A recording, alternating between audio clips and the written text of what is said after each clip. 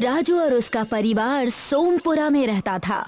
राजू 10 साल से शादी, ब्याह और पार्टियों में ढोल बजाने का काम किया करता था और ढोल बजाकर अपने परिवार का पालन पोषण कर लेता था। 10 साल से आप ढोल बजा रहे हैं। आपके ढोल बजाने से हमारे परिवार के ढोल बजे पड़े हैं। अरे क्या हुआ भगवान? अरे क्या सुबह सुबह इतना तपी हुई हो? हमारे बच्चे सब हिंदी मीडियम स्कूल में पढ़ते हैं। आपके जितने साथी हैं, उनके बच्चे इंग्लिश मीडियम में हैं। अरे तुम बस इस महीने का इंतजार करो, फिर मैं तुम्हें एक खुफिया जगह लेकर चलूंगा। कई सालों से मैं इस महीने का इंतजार कर रही हूँ। पता नहीं कब हमारे अच्छे दिन आएंगे। जैसे ही सुषमा की बात खत्म हुई, राजू वहाँ से उठकर अपने घर के सबसे ऊपर वाले कमरे में चला गया।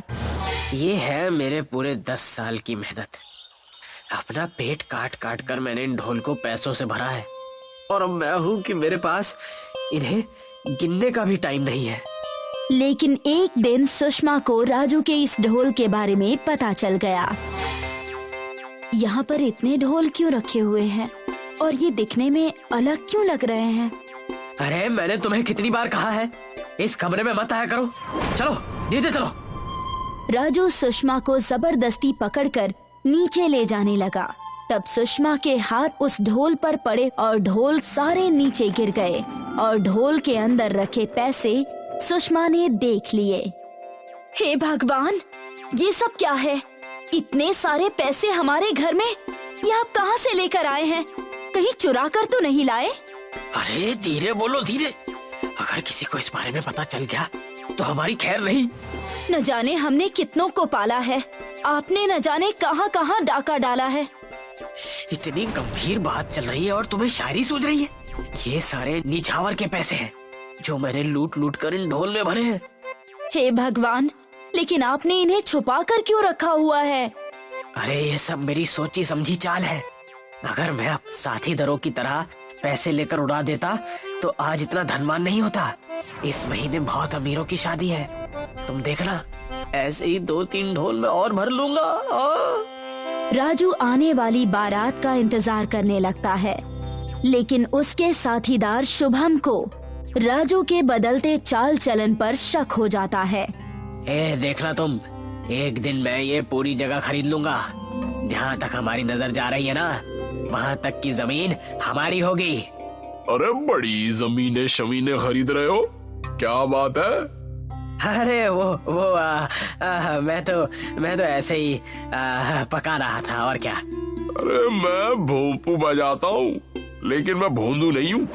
तुम्हारी चाल चलन में बहुत बदलाव दिख रहा है मुझे। नहीं, ये ऐसी कोई बात नहीं है। चलो, बाराती तैयार है, चलो। जैसे ही बारातियों ने पैसे लुटाए, राजू ने लूटने का काम शुरू कर दिया। वो ढोल बजाना ही भूल गया। अरे ढोल बजा भाई, ढोल, वरना हम सबको पैसे नहीं मिलेंगे। जैसे तैसे पैसे लूटकर राजू बैठा ही था कि शुभम का हाथ राजू के ढोल पर लग गया और राजू का ढोल नीचे गिर गया। उसमें से ढेर सारे रुपए पैसे नीचे गिरने लगे। सबकी निगाहें उन पैसों पर थी। इतने सारे पैसे शायद ही किसी ने देखे होंगे। राजू ढोल के पैसों को समेटकर अपने घर चला जाता है। अरे भाग्यवान, जल्दी से सामान पैक करो, हमें यहाँ से निकलना होगा। ऐसा क्या हो गया? और आ कहाँ से रहे हैं आप? और इतना हाफ काहे रहे हैं? अरे ज्यादा बातें बताने का समय नहीं है, हमें यहाँ से निकलना होगा बस। राजू और सुषमा जैसे ही भागने वाले ही थे कि वहाँ पर शुभम आ गया। अरे मुझे लगा ही था तुम यहाँ से भाग जाओगे। सच सच बताओ, ये पैसे तुम्हारे पास कहाँ से आए? कौन से पैसे? अरे वो सारे मैंने शादी बारात और अन्य जगह पर लूट लूट कर कमाए हैं। जितने भी पैसे मुझे मिलते हैं उन्हें मैं ढोल में डाल कर रख देता हूँ।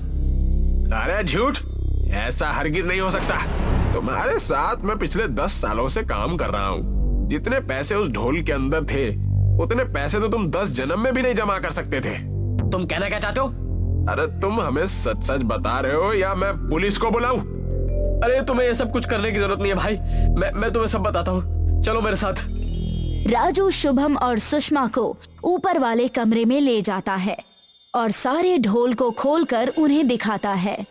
ये देखो, यहाँ तुम्हें क्या नजर आ रहा है? अरे यहाँ तो कई सारे ढोल है, लेकिन तुम कहना क्या चाहते हो? इन सारे ढोल में बहुत सारा पैसा है जो मैंने यहाँ छुपा कर रखा है। ए जी, लगता है आपके दिमाग पर गहरा असर हो गया है। ये कैसी बहकी बहकी बातें कर रहे हैं आप? अरे तुम थोड़ी देर चुप रहो और मेरी सारी बातें सुनो। ये बात है 10 साल पहले की। 10 साल पहले जब मेरी शादी हुई थी, मैं इस गांव में आया था। उसी वक्त मैं गांव के मुखिया की नौकरी भी करता था।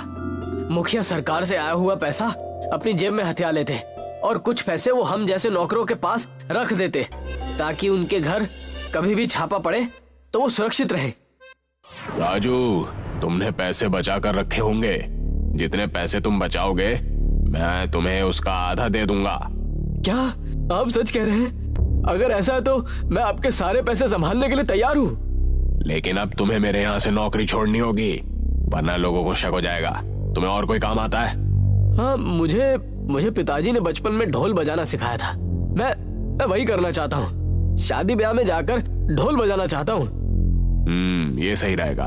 तुम्हें यही काम करना है, ढोल बजाना है। लोग पैसे उड़ाएंगे, उन्हें भी तुम जमा कर लेना और सारे पैसे ढोल में रखकर मुझे हर साल के अंतिम में मिलना। और ऐसा ही हुआ। मुखिया जी मुझे अपना काला धन देते रहे। मैं उस पैसे को लेकर ढोल में रखता जाता और साल के अंत में उन्हें उनका आधा पैसा दे देता। मुखिया के जबरन पैसे देने और ढोल में रखने की बात सुषमा और शुभम सुनकर दंग रह जाते हैं। सुषमा पर इस बात का बहुत गहरा असर पड़ता है। तो आपने मुझे ये बात क्यों नहीं बताई जी? अरे मैं डर गया था कि अगर तुम्हें ये बात मालूम पड़ी तो तुम मुझे छोड़कर मायके न चली जाओ। मैं जानता हूँ लालच की पट्टी मेरी आंखों पर बंध गई थी, इसलिए मुझे कुछ नजर नहीं आया। मुझे माफ कर दो। ये सब खत्म होते ही मैं अपने परिवार के साथ शहर चला जाऊंगा और गांव छोड़ दूंगा।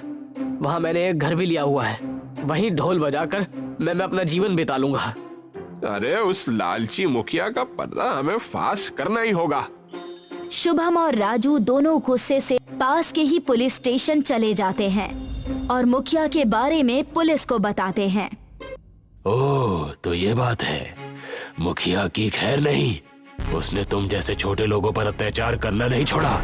जबरदस्ती तुम्हें अपना काला धन रखने को कहा। साहब, कृपा करके मुझे इस जंजाल से निकालिए, मैं तो फंसता ही जा रहा हूँ। सारे मिलकर मुखिया के घर जाते हैं और मुखिया को पुलिस उसके काले करतूतों की वजह से पकड़ लेती है। राजू को उसके जीवन की सबसे बड़ी सीख मिली। वो शहर जाकर ढोल बजाकर अपने हक के पैसे की कमाई करने लगा और अपने परिवार को हंसी खुशी चलाने लगा।